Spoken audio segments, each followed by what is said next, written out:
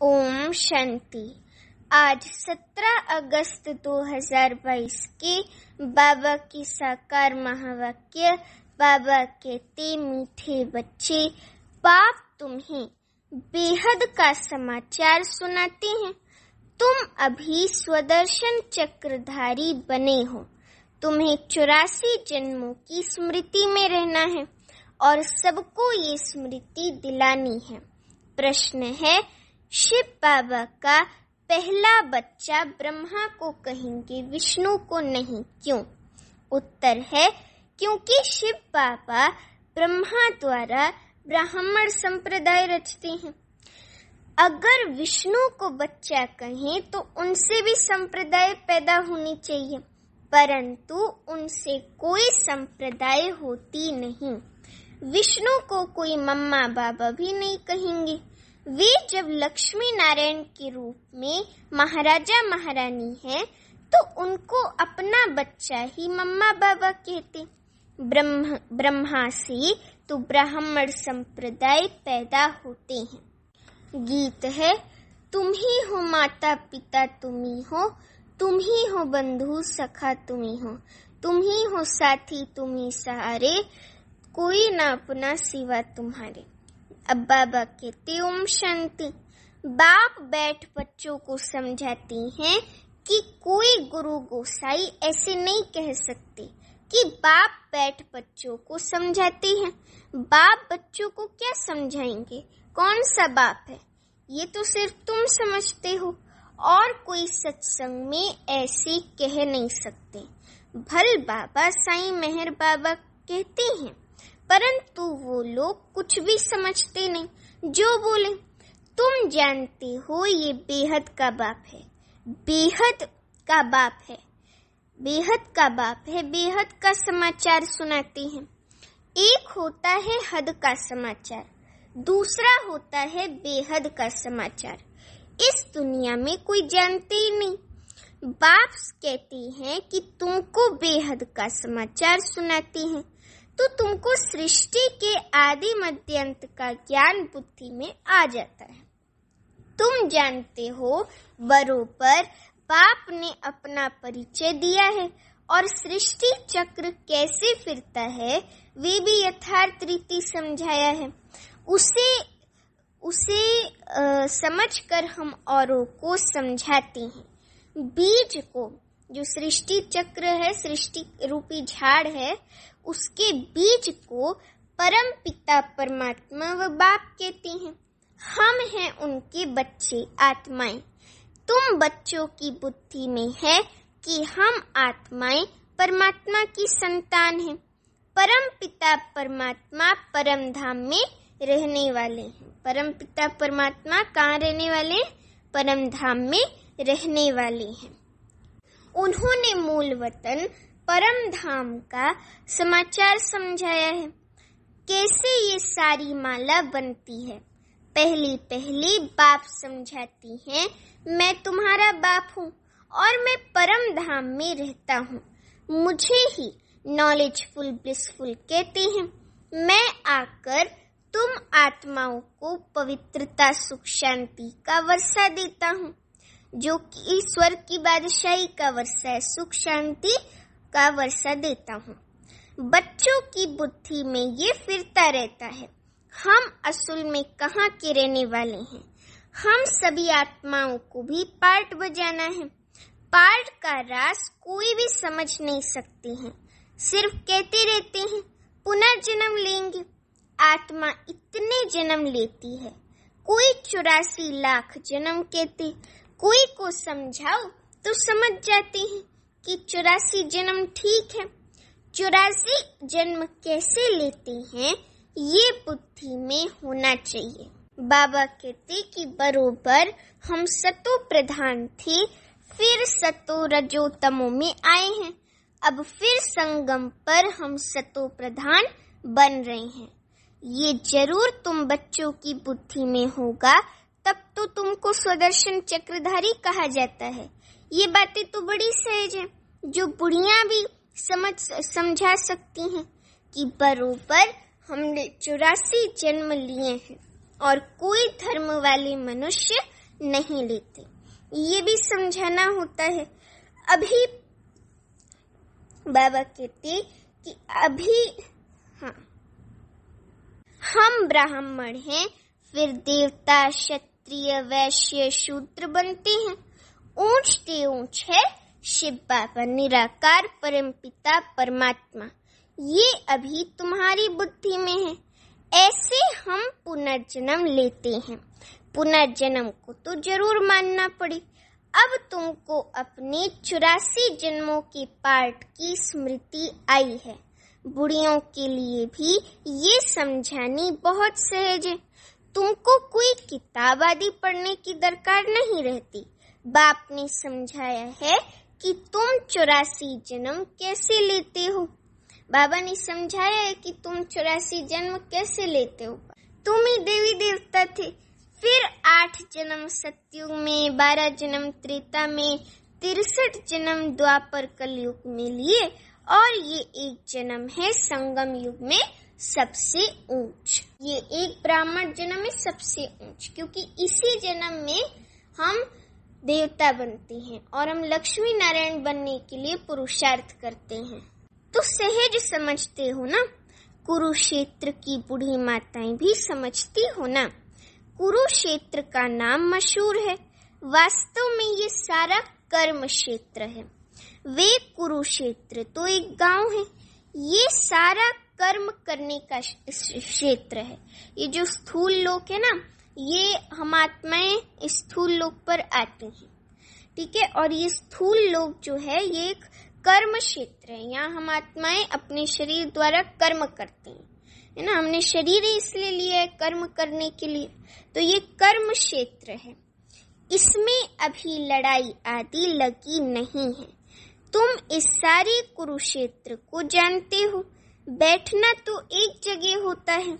बाप ने बतलाया है, मैंने बताया, समझाया है कि सारे कर्म क्षेत्र पर रावण का राज्य है। रावण को जलाते भी यहाँ है। रावण का जन्म भी यहाँ होता है। यहाँ ही शिव बाबा का जन्म होता है।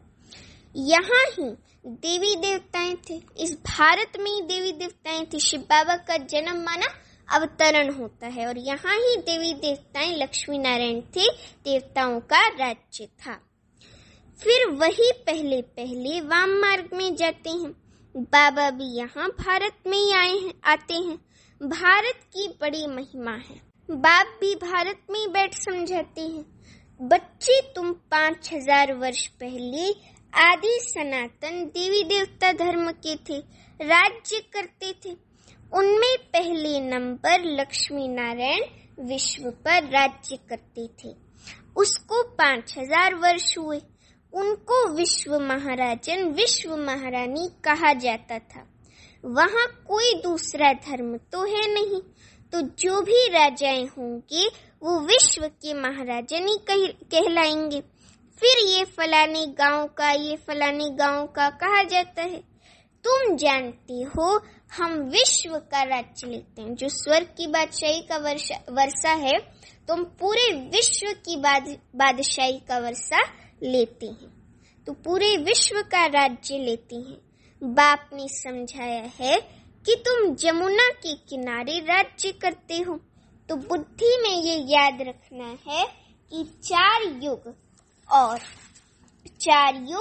4 वर्ण है। 5वां ये लीप युग है, जिसको कोई जानते नहीं। मुख्य है ब्राह्मण धर्म। ब्रह्मा मुख वंशावली ब्राह्मण। ब्रह्मा कब आया? जरूर जब बाप सृष्टि रचेंगे तो पहले ब्राह्मण चाहिए। ये है डायरेक्ट ब्रह्मा की मुख वंशावली। ब्रह्मा है शिव बाबा का पहला बच्चा। क्या विष्णु को भी बच्चा कहेंगे?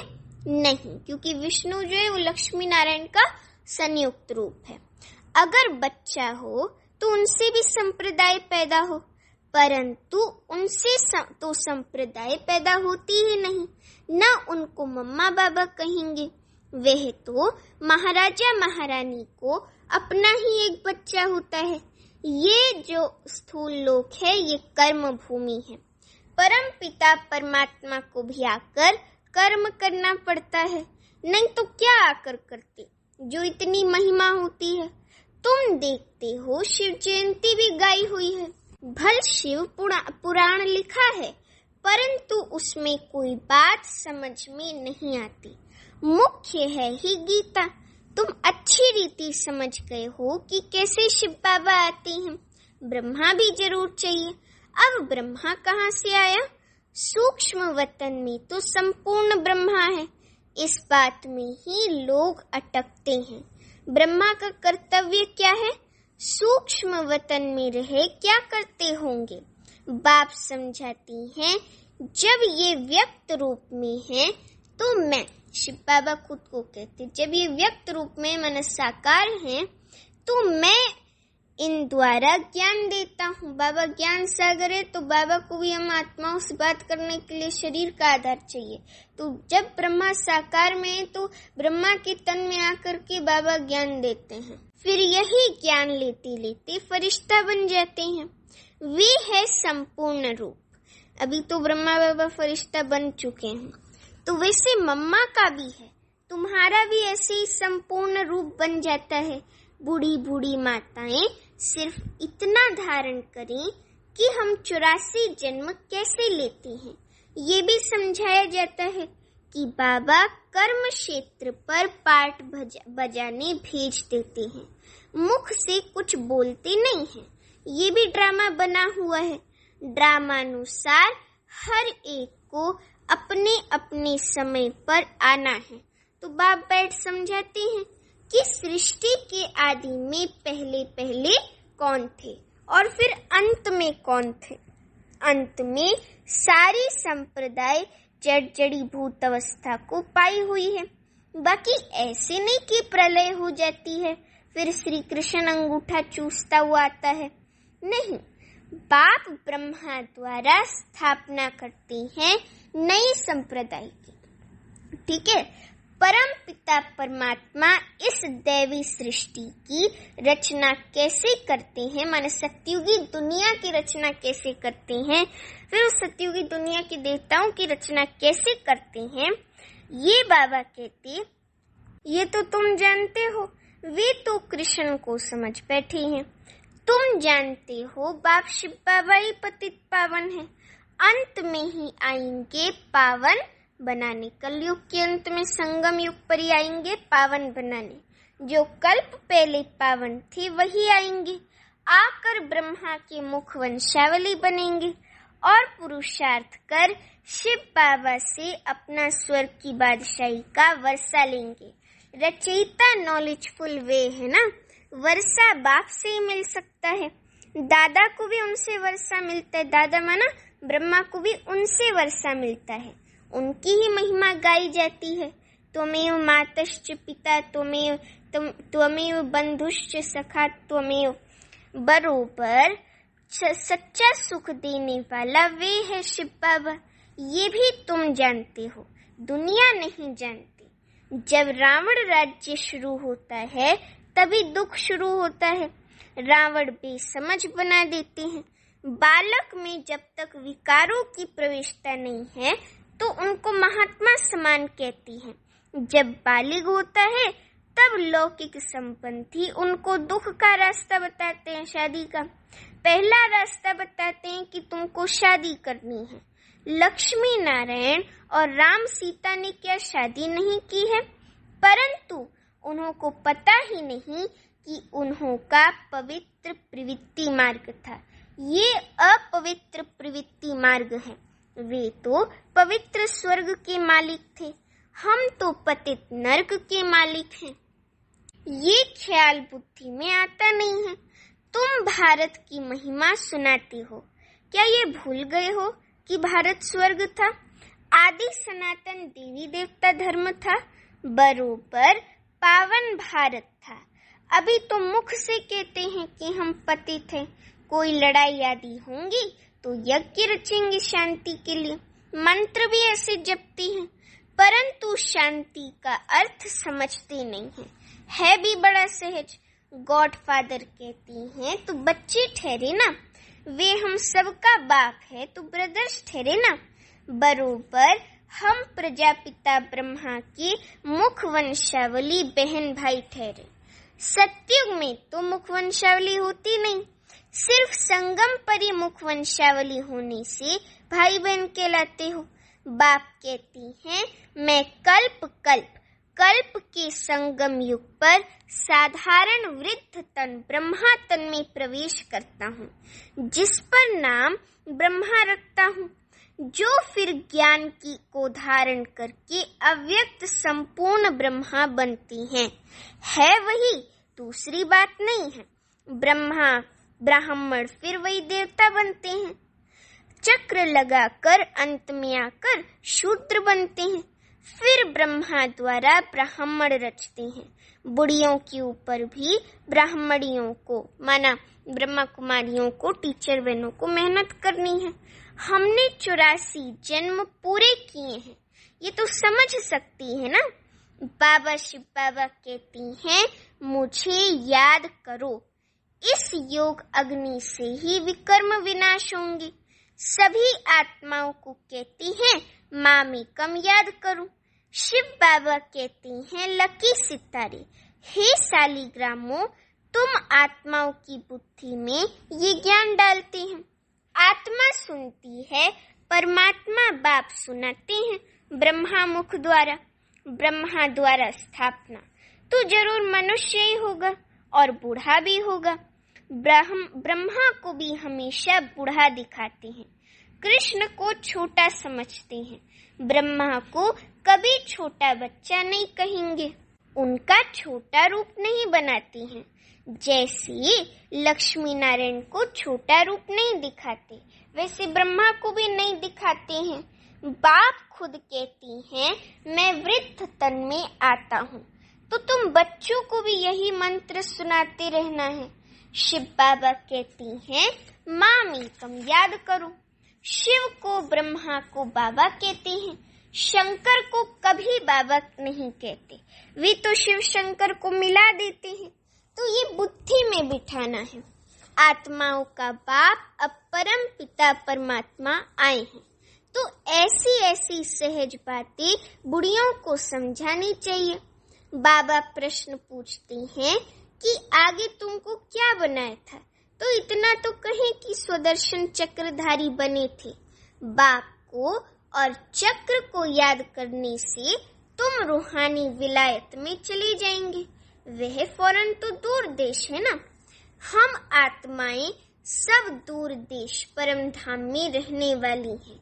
हमारा घर देखो कहाँ है, सूर्य चांद से भी पार, इतना दूर देश है हमारा घर, पर हम आत्माएं सेकंड में उस घर में पहुंच जाती हैं, जहाँ कोई गम नहीं है। अभी तुम आत्माओं को घर की याद आई है। हम वहाँ अशरीरी रहते थे, शरीर नहीं था, ये खुशी होनी चाहिए। अभी हम अपने घर जाते हैं, बाप का घर सो अपना घर। बाबा ने कहा है कि मुझे याद करो और अपने मुक्ति धाम माना परम धाम को याद करो। साइंस घमंडी तो परमात्मा को बिल्कुल नहीं जानते हैं। बाप को तरस पड़ता है कि उन्हों के कानों में भी कुछ पड़ता रहे, तो शिव बाबा को याद करें, दे अभिमान टूट जाए। नर से नारायण बनने की ये सत्य कथा है। सच्चे बाप को याद करो तो सचखंड के मालिक बन जाएंगे। सच्चा बाबा ही स्वर्ग स्थापन करते हैं। कहते हैं, और संग बुद्धि योग तोड़ो, और संग बुद्धि योग तोड़ो। सरकारी नौकरी 8 घंटा करते हो, उनसे भी ये बहुत ऊंची कमाई है। कहाँ भी जाओ, बुद्धि से ये याद करते रहना है, तुम कर्म योगी हो। कितना सहज समझाते हैं। बुढ़ियों को देखकर मैं बहुत खुश होता हूँ। बाबा कहते, बुढ़ियों को देखकर मैं बहुत खुश होता हूँ, क्योंकि फिर भी हम जीन्स हैं। मैं मालिक बनूं, हम जीन्स न बने तो ये भी ठीक नहीं। बाप है अविनाशी ज्ञान सर्जन, ज्ञान इंजेक्शन सतगुरु दिया, अज्ञान थिर विनाश। तुम्हारा अज्ञान दूर हो गया, बुद्धि में ज्ञान आ गया है, सब कुछ जान गए हो। अच्छा, मीठे मीठे सीखी लदे बच्चों प्रति माता पिता बाप दादा का याद प्यार और गुड मॉर्निंग। रूहानी बाप की रूहानी बच्चों को नमस्ते। अभी हम रूहानी बच्चों की रूहानी माता पिता बाप दादा को याद प्यार गुड मॉर्निंग और नमस्ते। अभी धारणा के लिए मुख्य सार। पहली पॉइंट, ऊंची कमाई करने के लिए बुद्धि का योग और सबसे तोड़ एक बाप शिव बाबा से जोड़ना है। सच्चे बाप शिव बाबा को याद कर सचखंड सतयुग का मालिक बनना है। दूसरी पॉइंट, जैसे ब्रह्मा बाप ज्ञान को धारण कर संपूर्ण बनते हैं, ऐसे ही बाप समान संपूर्ण बनना है। वरदान है, अटूट निश्चय के आधार पर विजय का अनुभव करने वाले सदा हर्षित और निश्चिंत भव। अटूट निश्चय के आधार पर विजय का अनुभव करने वाले सदा हर्षित और निश्चिंत भव। वरदान का स्पष्टीकरण है, निश्चय की निशानी है मनसा वाचा कर्मणा संबंध संपर्क, हर बात में सहज विजयी। जहाँ निश्चय टूट है वहाँ विजय की भावी टल नहीं सकती। ऐसी निश्चय बुद्धि ही सदा हर्षित और निश्चिंत रहेंगे। किसी भी बात में ये क्या क्यों कैसे कहना भी चिंता की निशानी है। निश्चय बुद्धि निश्चिंतात्मा का स्लोगन है, जो हुआ, अच्छा है और अच्छा ही होना है। वे बुराई में भी अच्छाई का अनुभव करेंगे। चिंता शब्द की भी अविद्या होगी। स्लोगन है, सदा प्रसन्न चित्त रहना है तो बुद्धि रूपी कंप्यूटर में फुल स्टॉप की मात्रा लगाओ। सदा प्रसन्न चित्त रहना है तो बुद्धि रूपी कंप्यूटर में फुल स्टॉप की मात्रा लगाओ। अच्छा, ओम शांति।